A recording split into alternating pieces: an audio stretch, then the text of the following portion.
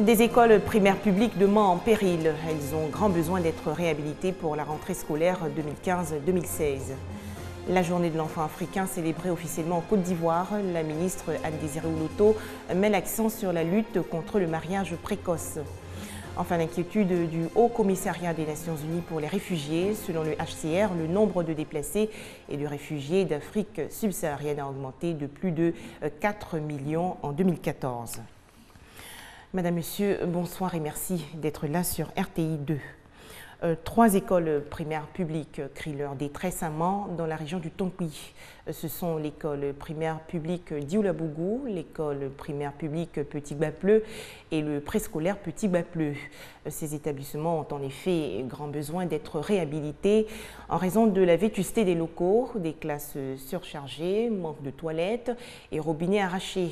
La situation devient critique avec les intempéries et la rentrée scolaire 2015-2016 de plus en plus problématique. C'est un reportage de Eve Boué de la station régionale de Mans. 3 groupes scolaires pour un même site, EPP d'Ioulabougou, EPP Petit Bapleu et le préscolaire Petit Bapleu. Au total, plus de 3000 élèves et 80 enseignants dans cette enceinte qui existe depuis 1969 et au fil du temps, les problèmes se sont multipliés. Bâtiments dans un état de dégradation très avancé, élèves en nombre pléthorique dans les salles. On n'a pas de fenêtres, on n'a pas de portes. Ici c'est cassé, donc en cas de pluie, on ne peut pas travailler. J'ai 120 élèves, les maîtriser c'est compliqué. Au moins 4 élèves par banc, ça c'est ce qui ne doit pas se faire d'abord. Au moins 2 élèves par banc, là c'est bon. Nous avons très peu de classes pour beaucoup d'élèves, donc nous sommes obligés de faire la double vacation. Les intempéries ne font qu'aggraver la situation. C'est lors d'une pluie et le vent a tout enlevé la toiture. Et depuis 3 ans cela, la classe n'a pas été réhabilitée. Mais il y a pire. Ces nombreux élèves et leurs enseignants n'ont aucun endroit pour satisfaire leurs besoins et ils n'existent pas d'aire de jeu. 3000 élèves, 80 enseignants dans un village où il n'y a pas de latrine. Dans un village où il n'y a pas d'eau potable. Ironie du sort, nous sommes à quelques 50 mètres de la station ivoirienne baptisée Sodeci qui gère l'eau en Côte d'Ivoire. Si rien n'est fait, la rentrée 2015-2016 risque d'être très difficile. Une récente tornade a décoiffé plusieurs salles de classe et un palmier dans sa chute a élu domicile chez les tout-petits du préscolaire. En image, la journée de l'enfant africain. Le 16 juin marque le souvenir du massacre de centaines d'enfants lors d'une marche pour leurs droits à Soweto en Afrique du Sud par le pouvoir de l'apartheid. C'était en 1976. La Côte d'Ivoire, elle, commémore l'événement aujourd'hui, l'occasion pour la ministre de la Solidarité, Anne-Désirée Oloto, de mettre l'accent sur les méfaits du mariage précoce. La Côte d'Ivoire, toujours en état d'alerte face à la menace Ebola. Jusqu'à présent, aucun cas déclaré. Et aujourd'hui, c'est au tour des guides religieux de s'engager dans la lutte contre la fièvre hémorragique. Ils ont rencontré récemment la ministre de la Santé et de la lutte contre le sida, Raymonde Goudekofi. La menace de la maladie à virus Ebola est toujours réelle. Les hautes autorités religieuses de Côte d'Ivoire, déjà engagées dans la sensibilisation, réaffirment leur soutien au gouvernement pour mener ensemble le combat contre Ebola. Ce n'est plus une question de gouvernement, c'est une question de vie. Alors nous devons œuvrer pour que les populations dont nous avons la charge soient en bonne santé. Un religieux, quelle est sa mission dans la société? C'est faire en sorte que les populations qu'ils encadrent ne transmettent pas le malheur à son voisin. Voilà le sens de l'engagement des religieux. Unir les efforts pour éviter l'entrée du virus Ebola en Côte d'Ivoire. Cet engagement des leaders religieux satisfait le ministre de la Santé et de la lutte contre le sida. Cet engagement, nous l'avons eu déjà dès le départ. Aujourd'hui, c'est un peu la formalisation. Dès le début, nous sommes adressés aux religieux qui nous ont écoutés, qui ont accepté de faire appliquer certaines mesures, j'allais dire même contraignantes, au sein des mosquées, au sein des églises, au sein des temples. Et ces mesures-là nous ont permis vraiment de pouvoir faire en sorte de mieux gérer cette maladie à virus Ebola. La fièvre hémorragique à virus Ebola a touché 27 237 personnes avec 11 158 décès. Jusque-là, la Côte d'Ivoire enregistre 0 cas, mais elle ne baisse pour autant pas la garde. Les mesures de prévention annoncées depuis plusieurs mois demeurent. Les populations sont invitées à les respecter. Des précisions de Moussa Konaté. Une toute autre maladie préoccupe l'État ivoirien, c'est la gastro-entérite ou infection inflammatoire du système digestif. Cette affection sera au cœur de la 17e journée de la gastro-entérologie d'Afrique francophone. La rencontre sera couplée avec le 4e congrès de la Société ivoirienne de gastro-entérologie du 10 au 12 décembre prochain à Grand-Bassam. Le professeur Thérèse Ondrioman a procédé aujourd'hui au lancement de ces deux événements au centre hospitalier universitaire de Cocody. Le point avec Ami Sissoko. Les maladies digestives constituent les premières causes de consultation en médecine chez l'adulte. Ces propos sont du professeur Thérèse Ondrioman, la présidente de la Société ivoirienne de gastro-entérologie et endoscopie digestive. Sur 100 personnes hospitalisées pour cancer, 30 sont atteintes du cancer de foie. Le cancer du foie est le premier cancer de l'adulte, suivi du cancer de l'estomac. Et les autres cancers tels que le cancer du côlon, le cancer du rectum, qui étaient rares, deviennent de plus en plus nombreux. Donc nous voulons attirer l'attention de la communauté scientifique et des populations sur cet état des choses.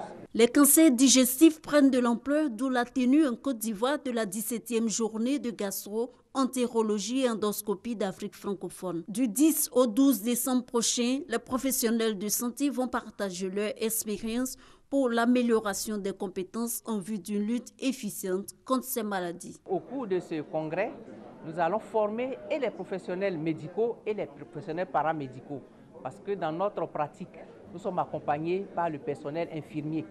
Donc, ce n'est pas normal que nous améliorons nos connaissances en délaissant ceux qui nous accompagnent. Nous lançons un appel à une forte inscription des personnels médicaux, mais aussi du personnel infirmier. Plus de 300 participants de l'Afrique de l'Ouest, du Centre, du Maghreb ainsi que de la France sont attendus. Ateliers, plénières et symposiums sont au programme. La 17e journée de gastro-entérologie et endoscopie d'Afrique francophone sera doublée du 4e congrès de la Société ivoirienne de gastro-entérologie et endoscopie digestive qui a 20 ans. Les polluants organiques persistants menacent la santé de l'homme et l'environnement. Ce sont des molécules contenues dans certains pesticides et herbicides. Elles ont fait récemment l'objet de réflexions lors d'un atelier. Il s'agissait de sensibiliser les maires et conseillers régionaux aux dangers de ces substances. Les polluants organiques persistants, des molécules chimiques contenues dans certains produits utilisés dans notre quotidien. Des pesticides, des herbicides et certains insecticides, ce sont des potentielles menaces pour la santé, vu leur toxicité élevée. Troubles digestifs, voire certains cancers, sont causés par la présence dans l'environnement de ces aliments. 150 pays, dont la Côte d'Ivoire, ont alors ratifié en 2004 une convention sur ces polluants. En Côte d'Ivoire, un plan national est même élaboré et tous les 2 ans, avec l'appui de l'ONUDI, est initiée la révision de ce plan d'action. Les entités décentralisées sont la cible choisie pour cette rencontre. Nous sommes en train de faire l'inventaire de tous les polluants organiques persistants qui a commencé depuis juin 2014. Après avoir actualisé ce plan national de mise en œuvre, il fallait le partager avec la population.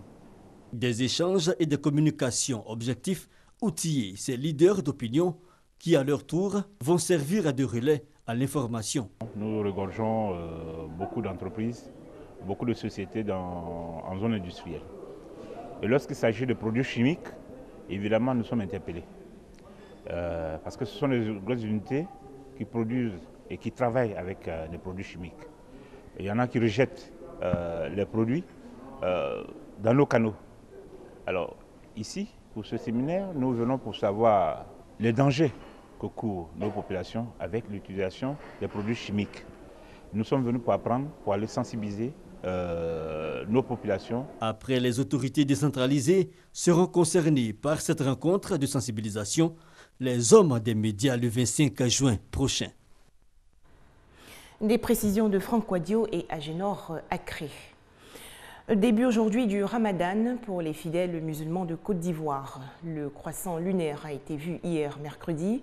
Le jeûne du Ramadan est l'un des 5 piliers de l'islam. Il dure 29 ou 30 jours.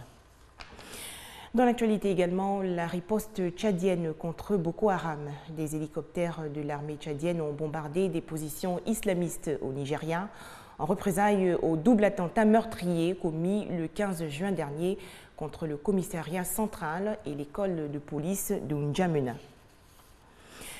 Le Burundi s'enfonce dans la violence. Au moins 3 personnes ont été blessées dans l'explosion d'une grenade cet après-midi à Bujumbura, la capitale. La police accuse les anti-troisième mandat du président Pierre Nkurunziza d'être responsables de ces actes de déstabilisation.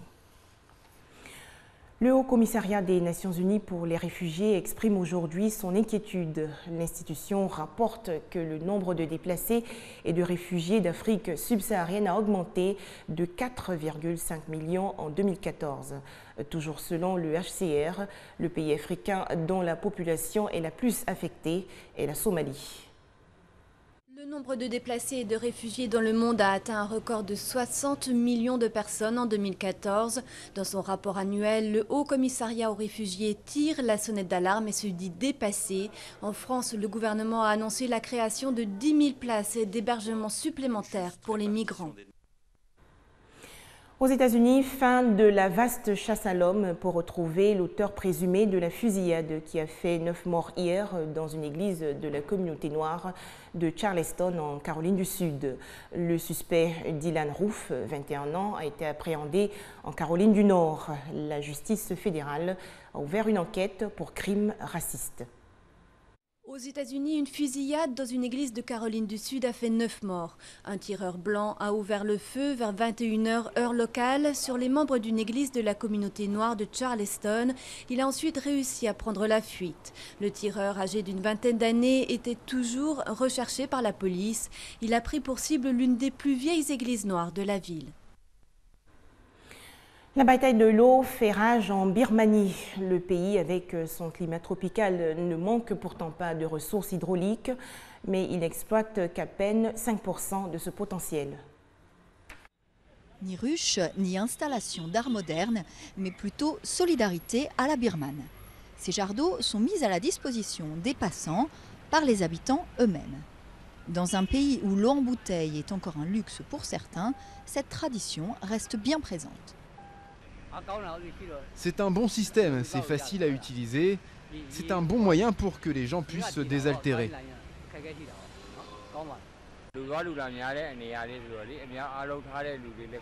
En donnant de l'eau, on fait une bonne action. Les gens peuvent boire cette eau quand ils ont soif. Mais depuis l'ouverture de l'ancien État paria, le marché de l'eau en bouteille s'est fortement développé. Il est encore peu régulé et plusieurs dizaines de petites marques locales ont été récemment interdites après des inspections sanitaires. Restent aujourd'hui les plus gros acteurs. Avant, il y avait de nombreux petits concurrents, mais ils ne se souciaient pas du traitement de l'eau. Ils pompaient juste l'eau du sous-sol ou du robinet. Ils la traitaient très peu. Comme j'ai l'expérience de ce qui se fait à l'étranger, je sais que la qualité a un impact sanitaire sur la population. Au-delà, c'est tout le système d'eau du robinet qui doit être remis en état après des décennies de négligence sous la junte militaire. Dans la capitale économique birmane, c'est une entreprise française qui planifie la réhabilitation des milliers de kilomètres du réseau. Peut-être à 5 ans, on peut viser à améliorer peut-être une partie, peut-être le centre-ville de Yangon, qui est la partie la plus dense. Mais la rénovation de l'ensemble pourrait prendre jusqu'à 20 ans. Le système D à la birmane a donc encore de beaux jours devant lui. Enfin, attentat de la rue des Rosiers, l'extradition par la Jordanie du cerveau présumé de l'attaque contre un restaurant juif à Paris en 1982 s'annonce difficile selon une source proche du dossier. La Jordanie n'ayant pas pour habitude de remettre ses citoyens à d'autres pays. Voilà, c'est maintenant l'heure de refermer cette édition. Bonne suite des programmes sur RTI2 et à demain.